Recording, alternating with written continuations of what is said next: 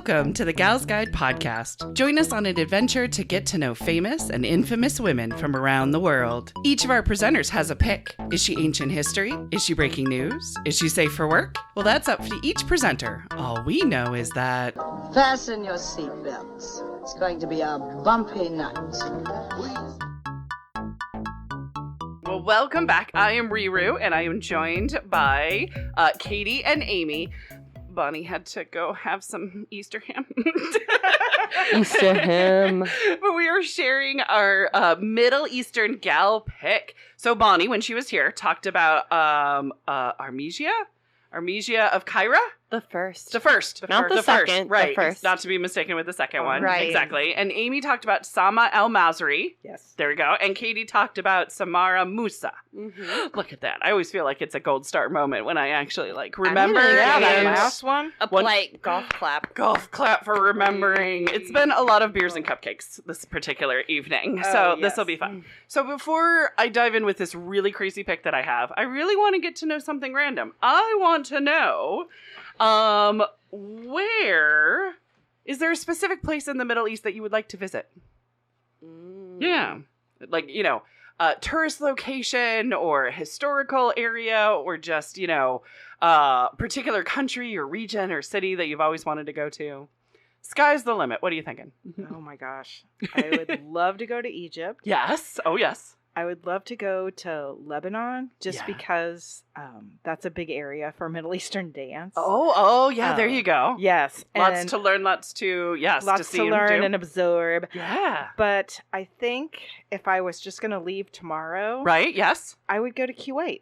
Oh, nice.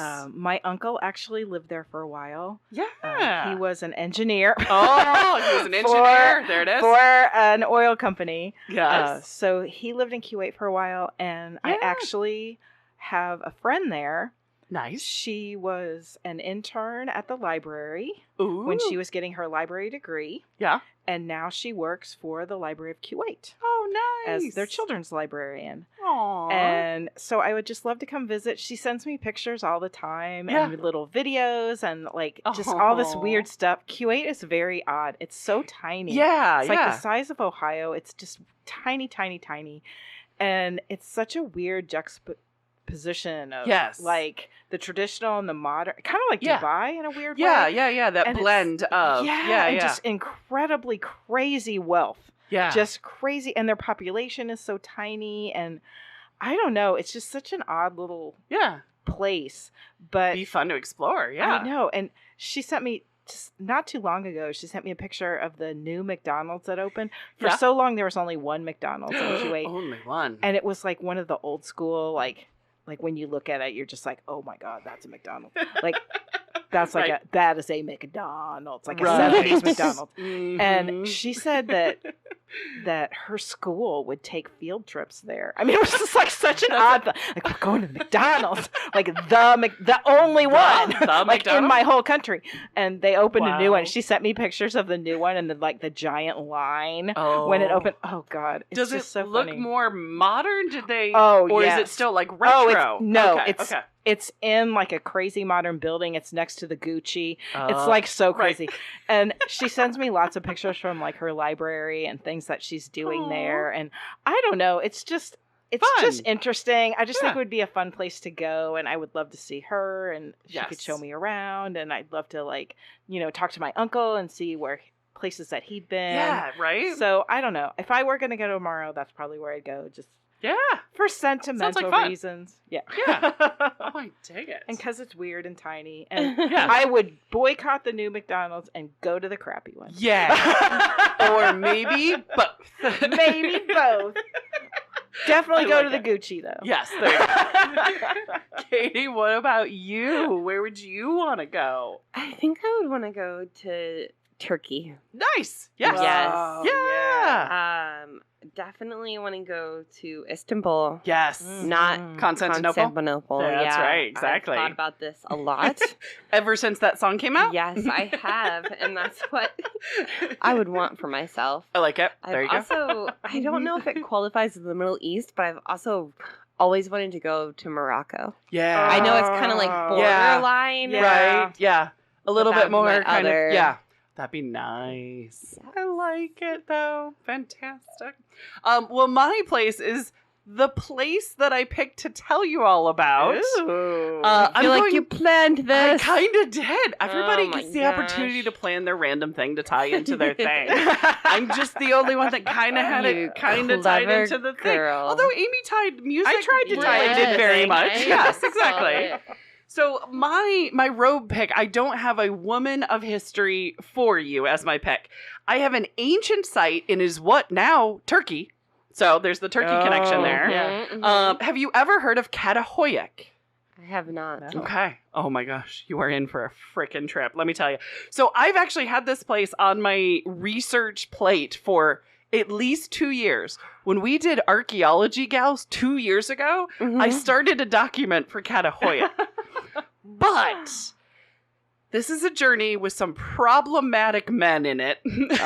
And so My favorite kind. So I needed to do some due diligence. I needed to dig into their history too. But yeah, the reason why it's been on my list and the reason why this place is my pick is because it is an ancient place that was ruled by women. Yeah, it was. Yes. Right? So, okay, let's dig into it. We're going in the way, way backs. We're talking 7,000 BCE. What? So we're talking 9,000 years ago from today. Okay. This is the way, way, way, way back. So Çatalhöyük is the oldest and largest Neolithic settlements in the world that we know about. I mean, there's probably many underneath the ground that we don't know about or that have been built on top of that Yes. we'll never know Yeah. about possibly, right? So this is Neolithic. And I am going to have to shout out my sources on this episode. The reason why is because a lot of it's going to sound like some crazy shit. And some of it actually is, but I'm going to source it. And I know I always say with the show, it's not a thesis statement. Like, you don't have to source it. But holy crap, to try to separate and unpack it. So the first one of the source that I have is a BBC documentary, right? Okay. BBC documentaries, pretty harmless. You can kind of take what they say. So this was in a documentary called The Ascent of Women, and they were doing women's studies, and they laid the literal groundwork on what the ground looked like at Çatalhöyük. So they talked about that the settlement was a grassy plain that teemed with life and was generously supplied with water. Okay, right? So in about 7,500 BC, there was a band of hunter-gatherers that settled on the banks of the river and decided to build themselves permanent dwellings, right? So this is kind of that start of mud and plaster and building a society and building a home together. The BBC says there was about 2,000 houses in this area. That's It's significant. big. It's really big. 8,000 people is what they are estimating that took place living in this town at one time. Wow. So it was a very, very big place.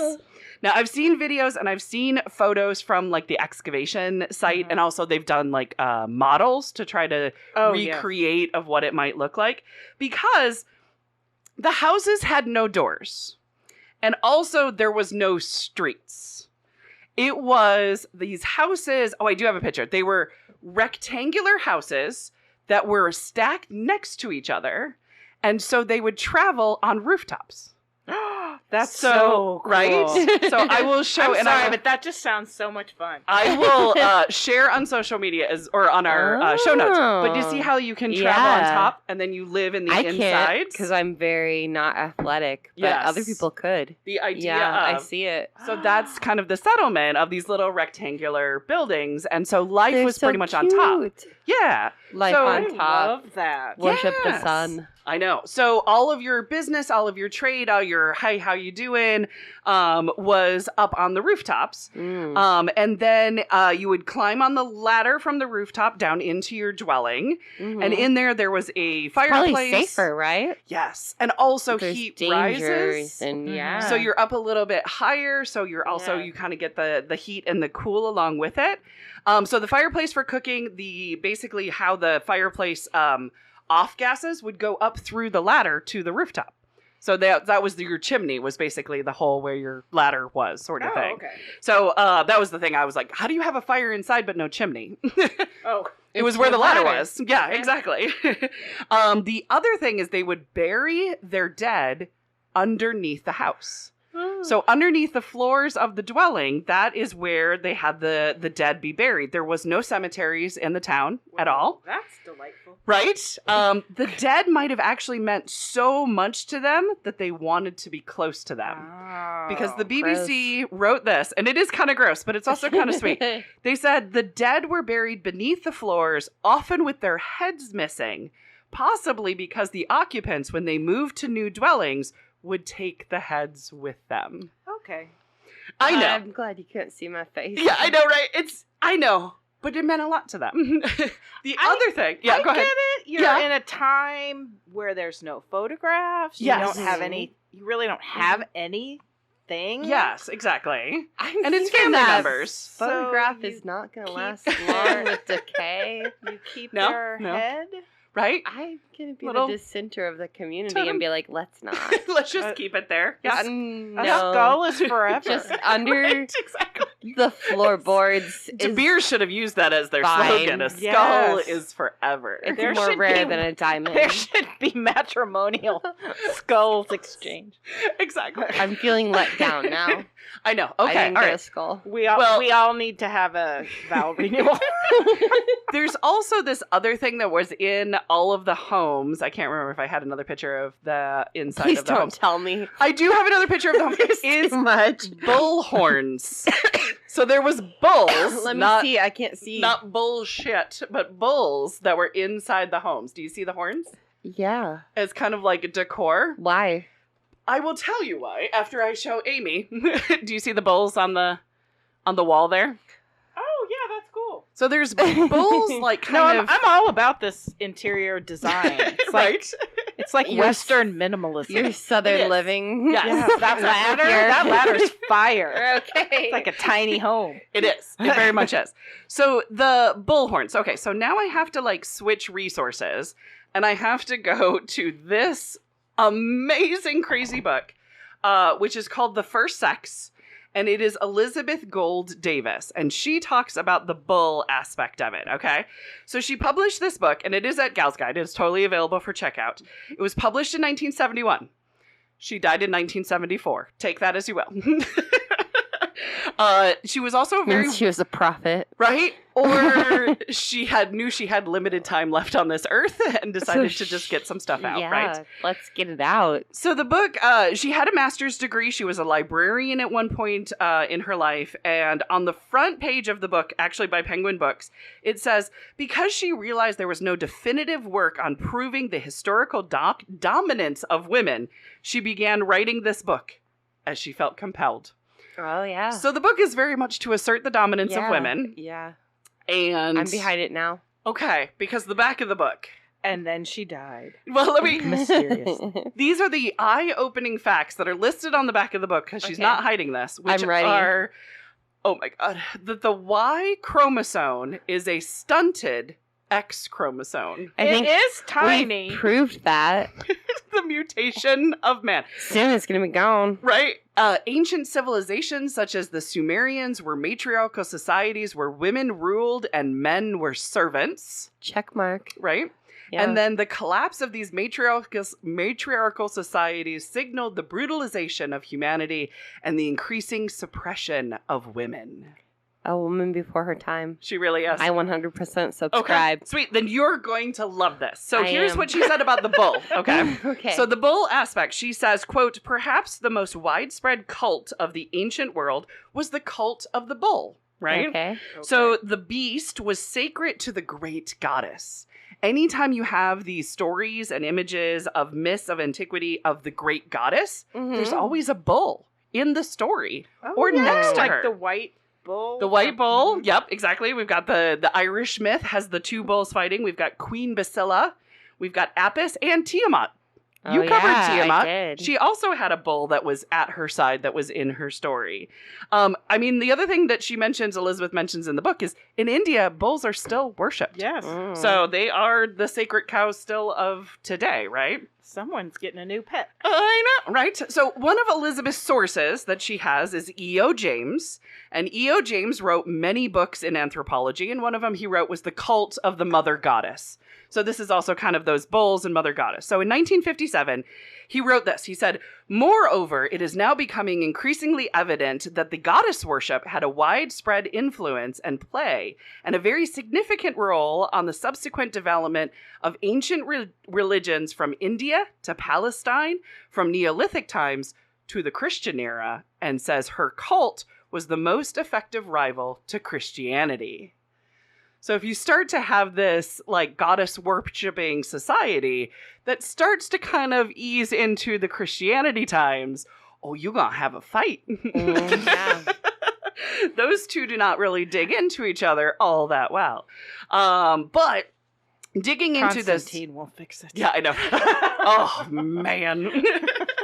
But going further into this mother goddess, this kind of cult of the mother goddess as either a religion or as an argument, because some will call it the mother goddess argument, because it's a theory that was proposed in the 1870s. And this is when I start getting into my problematic men situations. So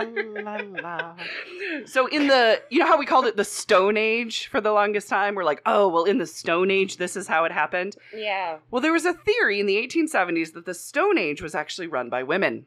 That it was matriarchal, that it was peaceful, that it was spiritual, it was non-materialistic, and of course, it was sexually uninhibited as well, because whenever women are in charge, of course, we're very sexy about it, right? So the theory... So sexy, I not know, anymore. right? Exactly. So the theory proposed that this was this evidence that we were once a female-led worshiping society, and then everything went wrong for us when we switched into a male-powered society.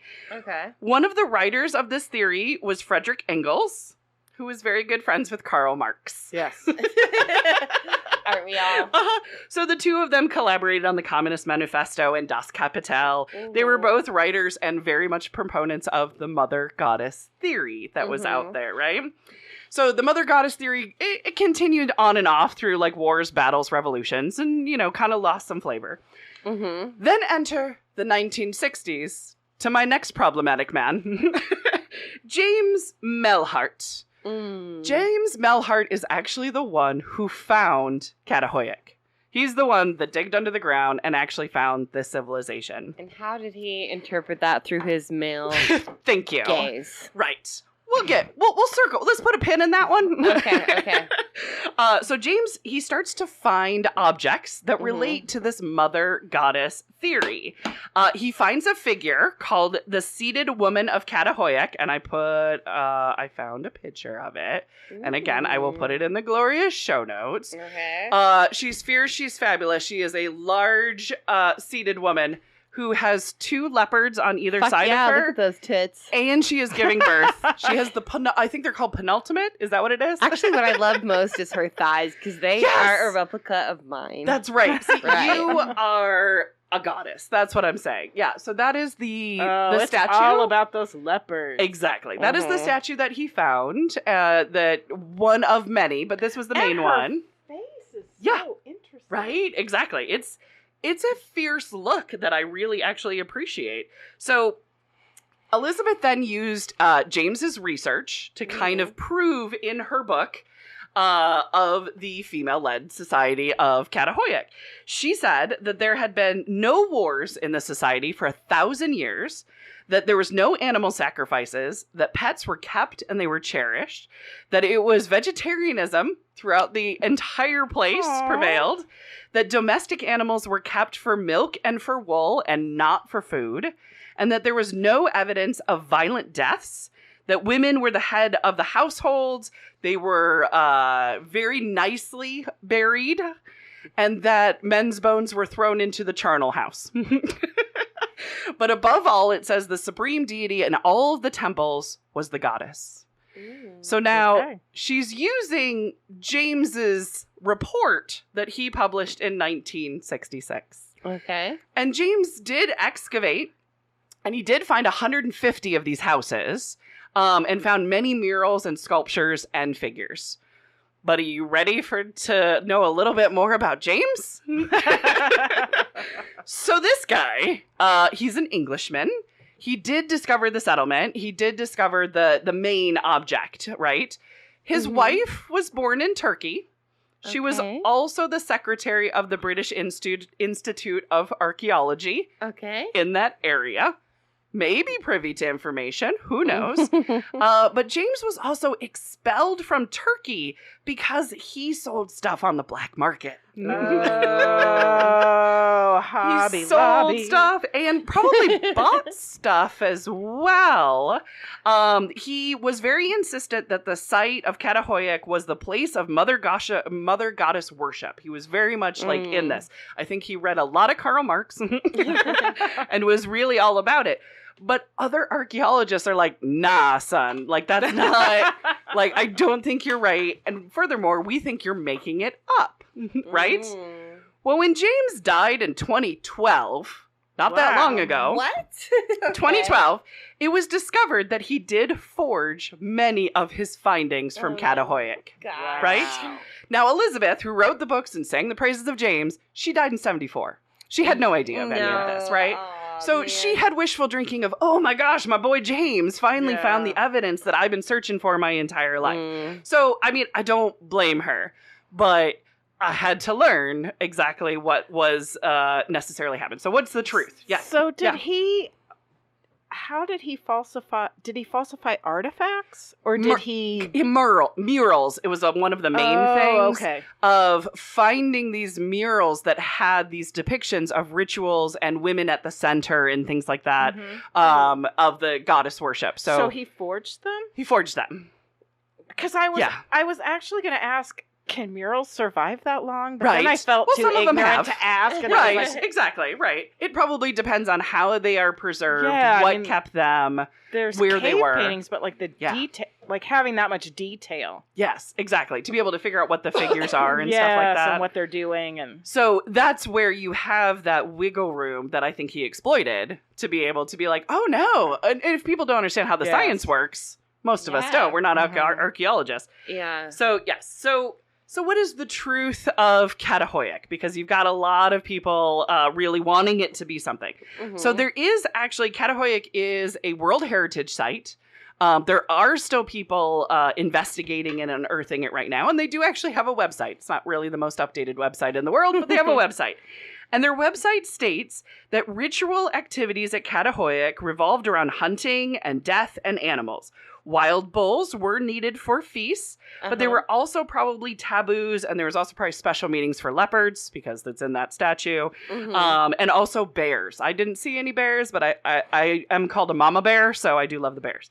We'll embrace it. Yeah, exactly. Yeah. They continue on to say that today many people believe that the mother goddess worship at Çatalhöyük is based on the discovery of numerous female figurines.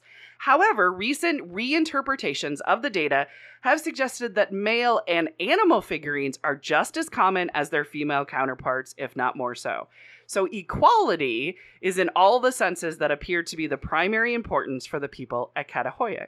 Okay. So maybe it wasn't female worshipped or female led, but it was equality based. Yes. There was so many things that were equal. And so that's pretty cool.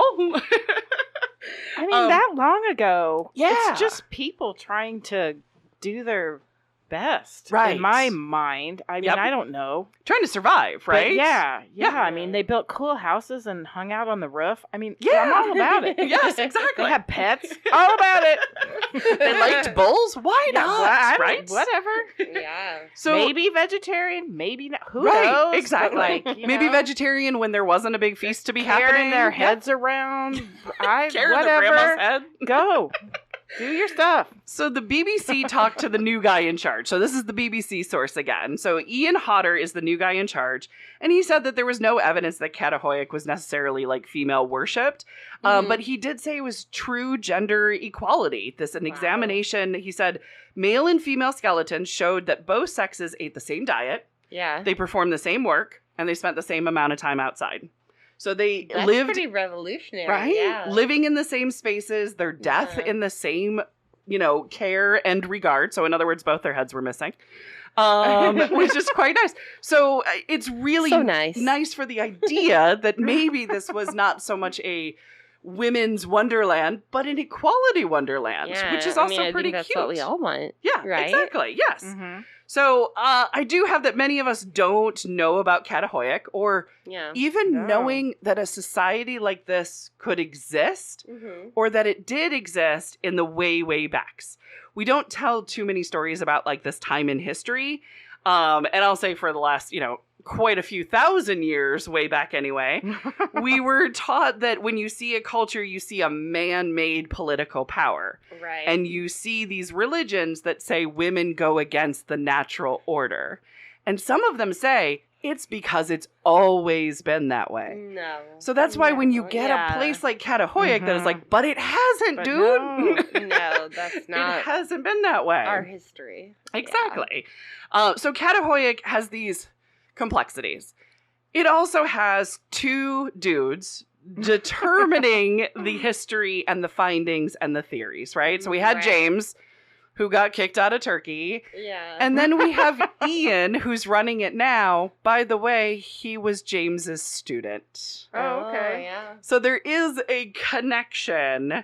I really think it would be interesting to have, I don't know, a female point of view, That could be good. perhaps on this site, as we have two dudes, one of them definitely Yeah. problematic, the other one his student, so like maybe.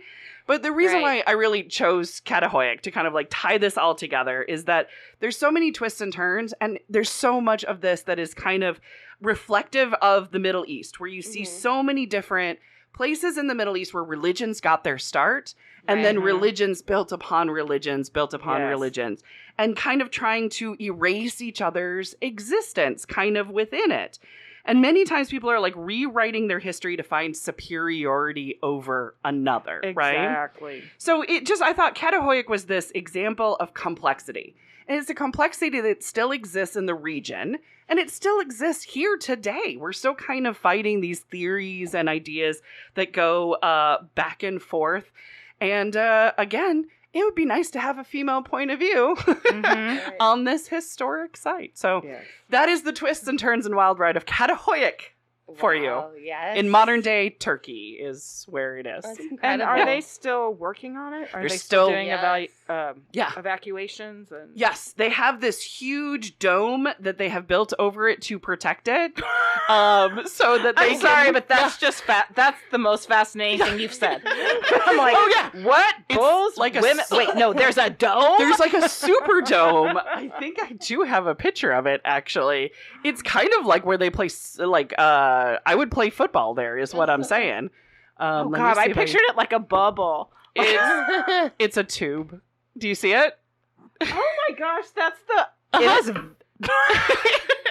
Let me see. I can't That is even the begin stadium. to understand. It does Oh. look like a stadium. The stadium of It looks- Çatalhöyük. Okay. Like there's going to be a Yeah. concert in there. And that's why I would totally Raven. go. Yeah. I would want to go explore it and help out if I could, or if That's nothing so else, just kind of Mhm. to I want to see see the fake murals. I know, right? Exactly. Yeah. To be able to dig deep into what was real, what was fake, and That is- what have they really found there.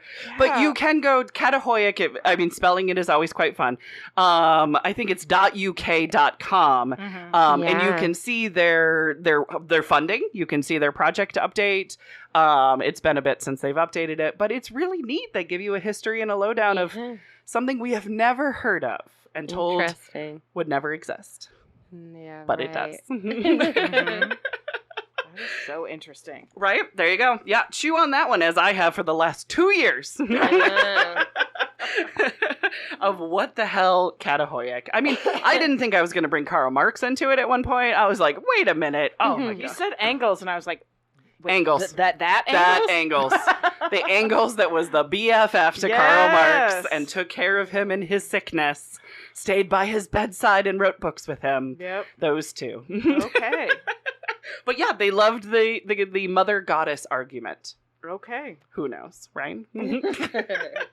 Well, should I wrap it up for the month? Yes, please. We've done a wonderful exploration. So Yes. So that wraps it up for Middle Eastern Gals Month. Join us next week as we get those passports ready because we are going to visit where the cherry blossoms reign and animation runs supreme. We're heading to Japan.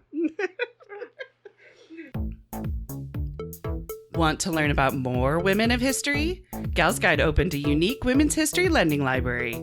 Come visit and explore our collection. Learn more at galsguide.org. Thanks for listening.